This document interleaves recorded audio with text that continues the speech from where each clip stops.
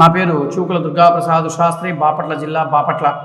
ఆంధ్రప్రదేశ్ రాష్ట్రము ముఖ్యమంత్రి వర్యులు వైఎస్ జగన్మోహన్ రెడ్డి గారు సంక్రాంతి సంబరాల్లో భాగంగా వారి నివాసం వద్ద పక్కనే, వారి ఇంటి ఉన్న పక్కనే ఒక భారీ సెట్టింగులతో ఒక నమూనాను తయారు చేసుకొని, వెంకటేశ్వర స్వామి వారి యొక్క సంక్రాంతి సంబరాలు చేసుకోవాలని నమూనాను తయారు చేసుకొని భారీ ఖర్చులతో ఎన్నికల వేళ రాజకీయ సంక్రాంతి సంబరాలు ప్రారంభం చేశారు.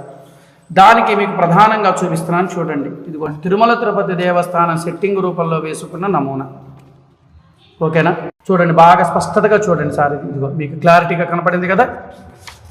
సరే, ఇంత కష్టపడి సెట్టింగులు చేసి లక్షల కోట్ల రూపాయలు ఖర్చు పెట్టి చేశారు కదా.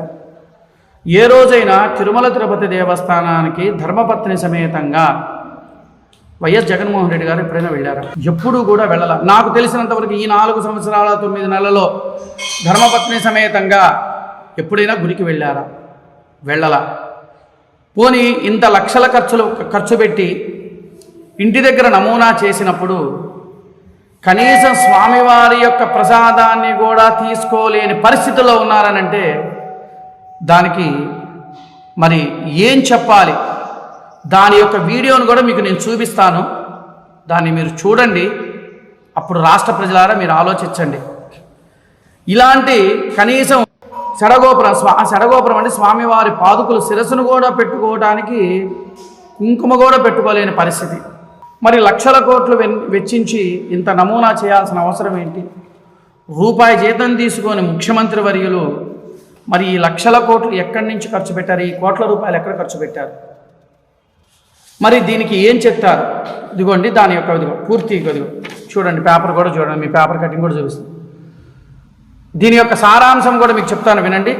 తాడేపల్లిలో ఎన్నికల భక్తి, భారీ ఖర్చులతో ఎన్నికల వేళ రాజకీయ సంక్రాంతి, జగన్ నివాసం వద్ద తిరుమల సెట్టింగు, ప్రముఖ ఆలయాల్లో దేవుళ్ళ నమూనాలు, ప్రముఖ ఆలయాల్లో ఉన్న దేవుళ్ళ నమూనాలు అక్కడ పెట్టారు.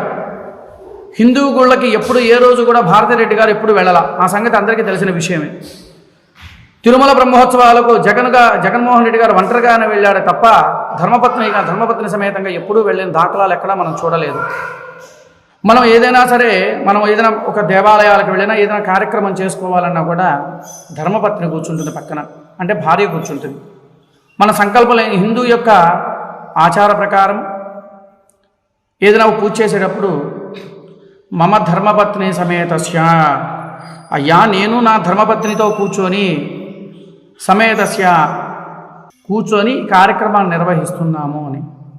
అది కూడా తెలియని పరిస్థితుల్లో ఉన్నారు అని అంటే మనం ఏ విధంగా ఆలోచించాలో మీరు ఆలోచించండి. ఇది నేను చెప్పిన మాట కాదు.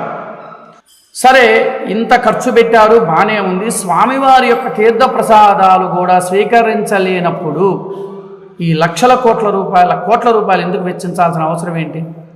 మీరు అయ్యా ముఖ్యమంత్రి వర్యులు గారు, మీరు రూపాయి జీతం తీసుకోవటల్లా, అసలు మీకు రూపాయి జీతమే అక్కర్లేదన్నారు. మరి రూపాయి జీతం తీసుకొని వారు మరి ఈ కోట్ల రూపాయలు పెట్టి ఎలా చేయగలిగారు? ఇది మీ సొంత ధనమా లేకపోతే ప్రజాధనమా? ఇది ప్రజాధనం దుర్వినియోగం కాదా? ప్రజాధనం అయితే ఇది దుర్వినియోగం కాదా? సంక్రాంతి సంబరాలు అనగా, సంబరము అనగా ఆనందదాయకము. అందరూ కలిసి చేసుకునే దాన్ని సంబరము అంటారు. నేను ఒక్కనే చేసుకుంటే అది సంబరం కాదు.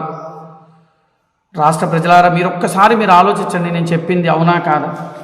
ఇంత కోట్ల రూపాయలు వెచ్చించి ఈ నమూనాని చేసుకొని చేయాల్సిన అవసరం ఏమిటి? ఇదిగో చూడండి బాగా. మీకు ఆ వీడియో కూడా నేను కనీసం స్వామివారి యొక్క అంత పూజ చేసుకున్న తర్వాత పంతులు గారు ప్రసాదం పెడితే స్వామివారి యొక్క తీర్థం కూడా ఇచ్చారు. తీర్థం కూడా తీసుకోవాలి జగన్మోహన్ రెడ్డి గారు, ఊరికినట్లా అని పక్కకు అనేశారు.